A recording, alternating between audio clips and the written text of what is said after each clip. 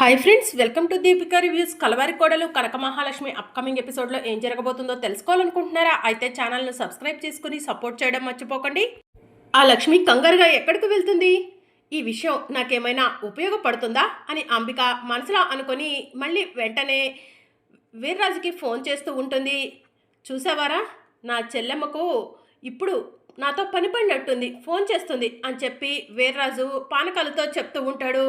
Lift చేయండి అయ్యా అని చెప్పి పానకాలు అంటూ ఉంటే, ఆ అంబికకు మన విలువ బొత్తిగా తెలియట్లేదురా, మన విలువ తెలియాలంటే ఫోన్ లిఫ్ట్ చేయకుండానే ఉండాలి అని చెప్పి వీర్రాజు ఫోన్ లిఫ్ట్ చేయకుండా, అంబిక ఇందాకల నా అంతటా నేను చేశాననే కదా నువ్వు నా ఫోన్ కట్ చేసింది, ఇప్పుడు నీకు అవసరం పడిందా, నీ అవసరాన్ని నేనెలా తీరుస్తాను అంబిక, నువ్వు ఎన్నిసార్లు ఫోన్ చేసినా నేను ఎత్తను అని చెప్పి వీర్రాజు మనసులో అనుకుంటూ ఉంటాడు. చా, ఇప్పుడే కదా నాతో మాట్లాడాడు, ఇంతలో ఫోన్ ఎక్కడ పెట్టి చచ్చాడు, ఫోన్ లిఫ్ట్ చేయట్లేదు అని అంబిక మనసులో అనుకుంటూ ఉంటుంది. ఆ లక్ష్మి గుడి దగ్గర ఎక్కడికి అసలు కంగారుగా వెళ్ళుంటుంది అని చెప్పి అంబిక ఆలోచిస్తూ ఉంటుంది. ఇక మరోవైపు లక్ష్మి కాస్త దూరం వెళ్ళి ఆగిపోతుంది. చా, అతను ఎటు వెళ్ళుంటాడు, అసలు అతను ఎవరు, అతన్ని చూసి యమునమ్మ ఎందుకు సడన్గా పిట్స్ వచ్చి పడిపోయారు, అతనికి యమునమ్మకి ఉన్న సంబంధం ఏంటి, రోజు విహారీ గారికి ఫోన్ చేసి బెదిరిస్తుంది అతనేనా అని చెప్పి లక్ష్మి ఆలోచిస్తూ ఉంటుంది. జస్ట్ మిస్ అయ్యాడు, లేదంటే అతడు నాకు దొరికేవాడు అని చెప్పి లక్ష్మి ఆలోచిస్తూ ఉంటుంది. యమునమ్మకి ఎలా ఉందో ఏంటో, త్వరగా ఇంటికి వెళ్ళాలి అని చెప్పి లక్ష్మి మనసులో అనుకుంటూ ఇక ఆటో అని చెప్పి పిలుస్తూ ఉంటుంది. ఇక ఆటోలో లక్ష్మి ఇంటికి బయలుదేరుతుంది. మరోవైపు విహారీ ఇంటి దగ్గరకు వచ్చి కార్ ఆఫ్ చేస్తాడు. అమ్మా మెల్లగా కారు దిగు అని చెప్పి విహారీ యమున చెయ్యి పట్టుకుంటే, నేను వెళ్ళగలను విహారీ, నా చెయ్యి వదిలిపెట్టు అని చెప్పి యమునంటుంది.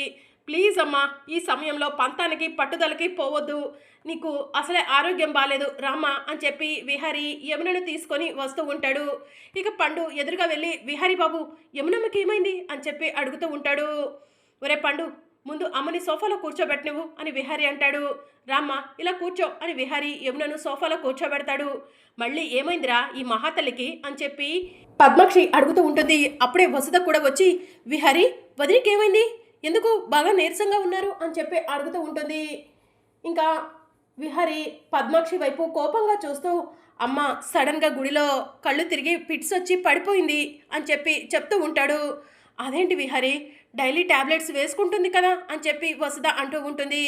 ట్యాబ్లెట్స్ వేసుకుంటున్నా కూడా అమ్మ ఎందుకో పిట్స్ వచ్చి ఈ మధ్య కళ్ళు తిరిగి పడిపోతుంది, అమ్మను ఒకసారి హాస్పిటల్లో చెక్ చేయించాలి అత్తయ్య అని చెప్పి విహారీ అంటాడు.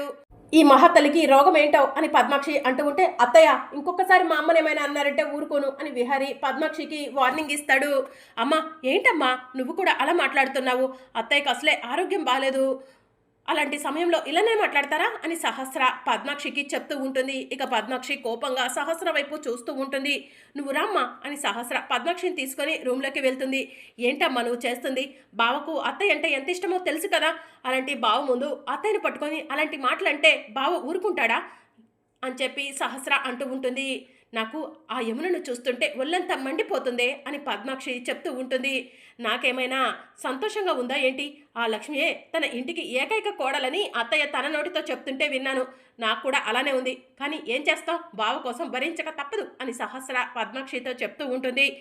ఆ లక్ష్మి ఏకైక కోడలా, ఆ లక్ష్మిని ఈ ఇంటి నుంచి కాదు ఈ భూమి మీద నుంచి పంపించి విహారికి యమునకు సరైన బుద్ధి చెప్పాలి అని పద్మాక్షి అంటూ ఉంటుంది. సరేలేమ్మా, దానికి ఇంకా టైం ఉంది కదా, ముందైతే అత్తయ్య దగ్గరకు వెళ్దాం పదా అని సహస్ర అంటుంది. ఒరే పండు, అమ్మ బాగా నీరసంగా ఉంది, వెళ్ళి జ్యూస్ తీసుకురారా అని చెప్పి విహారీ చెప్తూ ఉంటాడు. సరే విహారీ బాబు అని పండు కిచెన్లోకి వెళ్ళబోతూ ఉండగా, పండు నాకు జ్యూస్ ఏమొద్దు, నీరసంగా ఉంది, ప్రస్తుతం నేను ఏమీ తాగలేవను, కాసేపు రెస్ట్ తీసుకుంటాను అని చెప్పి యమునంటుంది. అమ్మ అలానే అంటుంది, నువ్వు వెళ్ళి జ్యూస్ తీసుకురా, నేను అమ్మను రూమ్లోకి తీసుకెళ్తాను పండు అని విహారీ చెప్తూ ఉంటే, సరే విహారీ బాబు అని చెప్పి పండు అంటాడు. విహారీ నేను తీసుకెళ్తానులే వదిని రూమ్లోకి అని చెప్పి వసుధ అంటుంది. ఇక వసుధ యమునను రూమ్లోకి తీసుకెళ్తూ ఉంటే విహారీ కూడా యమున పక్కనే వెళ్తూ ఉంటాడు. వదిన సడన్గా మీకు పిట్స్ రావటం ఏంటి వదిన, మొన్న పార్టీలో అలానే జరిగింది, ఇప్పుడు అలానే జరిగింది, మీరు ఎక్కువగా లక్ష్మి గురించి ఆలోచిస్తున్నట్టున్నారు, త్వరలోనే లక్ష్మి ఈ ఇంటి కోడలని విహారీ చెప్తాడు, మీరు ఎక్కువగా ఆ విషయం గురించి ఆలోచించకండి వదిన అని వసుధ చెప్తూ ఉంటే, సరే వసుధ అని చెప్పి యమున అంటుంది. ఇక అప్పుడే లక్ష్మి పరిగెత్తుకుంటూ యమున రూమ్ దగ్గరకు వస్తుంది. యమునమ్మ ఇప్పుడు ఎలా ఉంది అని లక్ష్మి అడుగుతూ ఉంటుంది. బాగానే ఉంది లక్ష్మి అని చెప్పి యమున అంటూ ఉంటుంది. యమునమ్మ అలా పడుకోండి, కాసేపు కాళ్ళు నొక్కుతాను అని లక్ష్మి అంటూ ఉంటే, వద్దు లక్ష్మి అని చెప్పి యమున చెప్తూ ఉంటుంది. ఇక యమున అలానే కూర్చొని అసలు భుజంగం ఇన్ని రోజుల తర్వాత ఎందుకు వచ్చాడు, నన్ను ఎందుకు కలవాలనుకున్నాడు అని చెప్పి యమున ఆలోచిస్తూ ఉంటుంది. ఇక లక్ష్మి కూడా యమునను చూసి, యమునమ్మ అతని గురించే ఆలోచిస్తున్నట్టుంది, అసలు అతనికి యమునమ్మకి మధ్య ఉన్న సంబంధం ఏంటో తెలుసుకోవాలి అని లక్ష్మి మనసులో అనుకుంటూ ఉంటుంది. వసుదమ్మ మీరు వెళ్ళండి, యమునమ్మ దగ్గర నేను ఉంటానులే అని లక్ష్మి చెప్తూ ఉంటే, సరే లక్ష్మి అని చెప్పి వసుద అక్కడి నుంచి వెళ్ళిపోతుంది. విహారి గారు మీరు కూడా వెళ్ళండి అని లక్ష్మి చెప్తూ ఉంటే, అమ్మ జాగ్రత్త లక్ష్మి అని చెప్పి విహారి చెప్తూ ఉంటాడు. సరే విహారి గారు అని లక్ష్మి అంటుంది. ఇక విహారి కూడా అక్కడి నుంచి వెళ్ళిపోగానే, యమునమ్మ ఏమైంది, అసలు మీరు సడన్గా గుడిలో ఎందుకు పిట్స్ వచ్చి పడిపోయారు అని లక్ష్మి అడుగుతూ ఉంటుంది. ఎవరినైనా చూసి భయపడ్డారా, ఏదైనా చూడకూడదు చూసారా, దేని గురించి అయినా టెన్షన్ పడ్డారా అని లక్ష్మి అడుగుతూ ఉంటుంది. లక్ష్మి ఎందుకు ఇంత గుచ్చి అడుగుతుంది. లక్ష్మి విహారి ఆ సమయంలో గుడికి ఎందుకు వచ్చారు అని చెప్పి యమున ఆలోచిస్తూ ఉంటుంది. యమునమ్మ మిమ్మల్ని అడుగుతుంది అని లక్ష్మి అంటూ ఉంటే, ఏం లేదు లక్ష్మి, అనుకోకుండానే పిట్స్ వచ్చాయి, కాస్త టెన్షన్గా ఉంటుంది కదా అందుకే అని చెప్పి యమున చెప్తూ ఉంటుంది. సరే లక్ష్మి నువ్వు విహారి ఆ సమయంలో గుడికి ఎందుకు వచ్చారు అని యమున అడుగుతూ ఉంటుంది.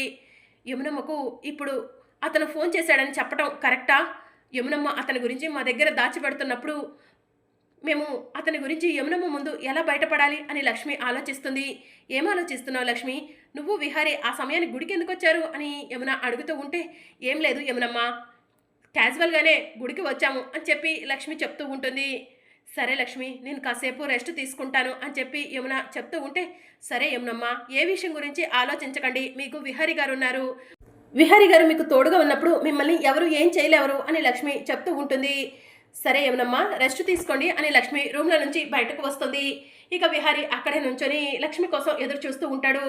లక్ష్మి అసలు అతను ఎవరై ఉంటారు, అమ్మ అతనికి డబ్బులు వేయబోతూ ఎందుకు ఒక్కసారి షాక్కి గురైంది, అక్కడికక్కడే ఎందుకు స్పృహ కోల్పోయింది అని విహారి అడుగుతూ ఉంటాడు.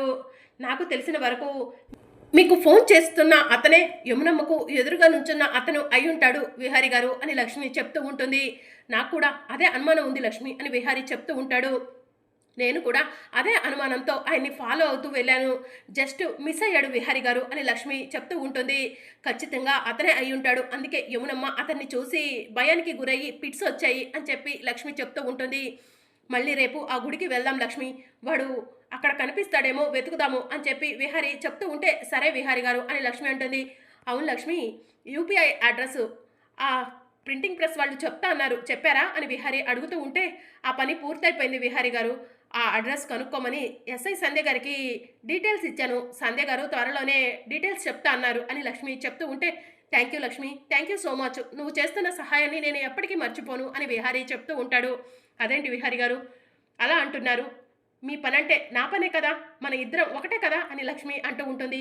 థ్యాంక్ యూ లక్ష్మి, నేను నీ గురించి అందరి ముందు చెప్పకపోయినా కూడా నువ్వు నేను ఒకటే అంటున్నావు, థ్యాంక్ యూ, నువ్వైనా నన్ను అర్థం చేసుకున్నావు అని విహారి అంటూ ఉంటాడు.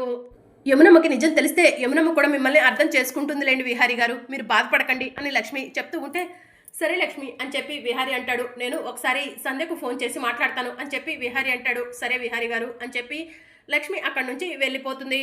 ఇక మరోవైపు పద్మాక్షి ఒంటరిగా కూర్చుంటుంది, ఆలోచిస్తూ ఉంటుంది. ఇక అప్పుడే పద్మాక్షి ఫోన్ తీసుకొని పక్కకు వచ్చి సహస్రకు ట్రీట్మెంట్ చేస్తున్న డాక్టర్కి ఫోన్ చేస్తుంది. చెప్పండి పద్మాక్షి గారు అని డాక్టర్ ఫోన్ లిఫ్ట్ చేసి అడుగుతూ ఉంటుంది.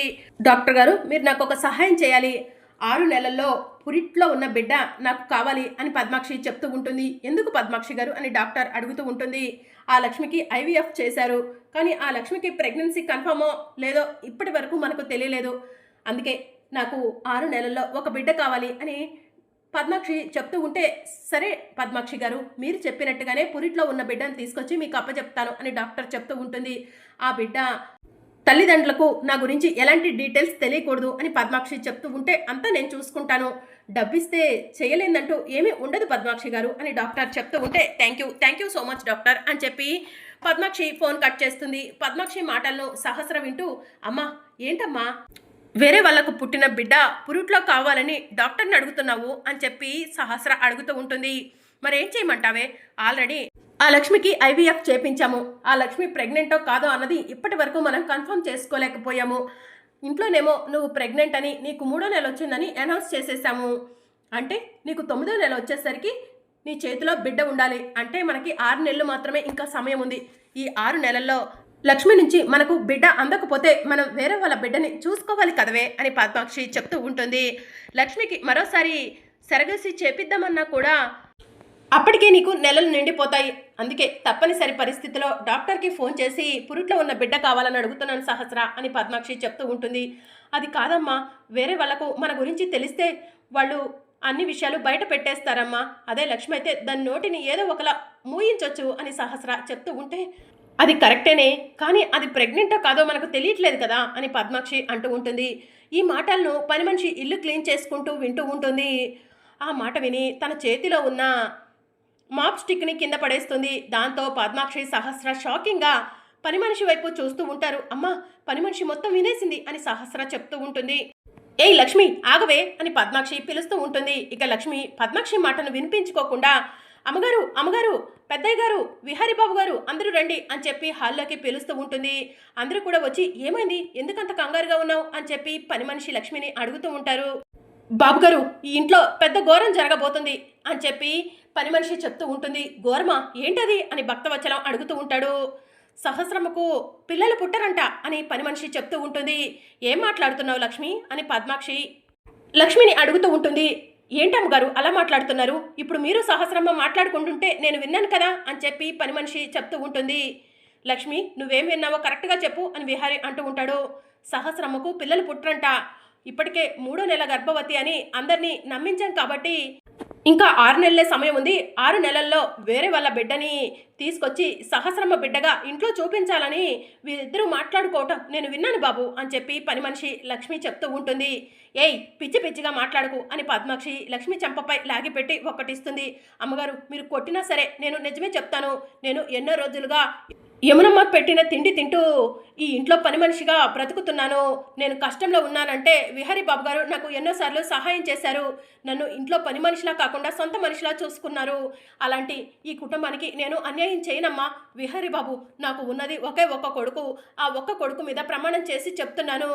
సహస్రమ్మ, పద్మాక్షి అమ్మ మాట్లాడుకోవటం నేను విన్నాను అని పని మనిషి చెప్తూ ఉంటుంది. సహస్ర, లక్ష్మి చెప్పేది నిజమా అని విహారీ అడుగుతూ ఉంటాడు. ఏంటి బావా, పని మనిషి మాటలు పట్టించుకొని నువ్వు కూడా నన్ను నిలదీస్తున్నావు అని సహస్ర అంటూ ఉంటుంది. ఒక్క నిమిషం విహారీ, లక్ష్మి పని మనిషి కాదు, మన మనిషి. అలాంటి లక్ష్మి మాటను మేము నమ్ముతాము. నిజం చెప్పు సహస్ర అని యమున అడుగుతూ ఉంటుంది. నిజమత్తయ్య అని సహస్ర అంటూ ఉంటుంది. అమ్మగారు, నేను చెప్పింది నిజమో అబద్ధమో తెలియాలంటే వెంటనే డాక్టర్ని పిలిపించండి. డాక్టరే సహస్రమ్మ ప్రెగ్నెంటో కాదో చెప్తారు కదా అని పని మనిషి చెప్తూ ఉంటే, అవునరా మనోడా, పని మనిషి చెప్పింది కరెక్టే, వెంటనే ఫోన్ చెయ్యి అని భక్తవచ్చలం అంటూ ఉంటాడు. ఇంకా విహారీ డాక్టర్కి ఫోన్ చేస్తాడు. పద్మాక్షి సహస్ర ఇద్దరు కూడా కంగారు పడుతూ ఉంటారు. ఇక డాక్టర్ సహస్ర వాళ్ళ ఇంటికి వచ్చి విహారీ గారు లోపలికి రమ్మంటారా అని చెప్పి అడుగుతూ ఉంటుంది. రండి డాక్టర్, మీకోసమే ఎదురు చూస్తున్నా అని విహారీ చెప్తూ ఉంటాడు.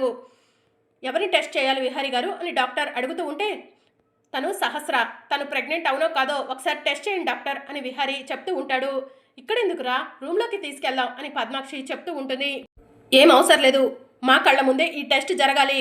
డాక్టర్, సహస్రను అవసరమైతే సోఫాలో పడుకోబెట్టండి అని విహారీ చెప్తూ ఉంటాడు. మేడం పడుకోండి అని డాక్టర్ చెప్తూ ఉంటే ఇక సహస్ర టెన్షన్ పడుతూ సోఫాలో పడుకుంటుంది. తను ప్రెగ్నెంట్ అవునో కాదో టెస్ట్ చేయండి డాక్టర్ అని విహారీ చెప్తూ ఉంటే డాక్టర్ సహస్రను టెస్ట్ చేసి షాక్ అవుతారు.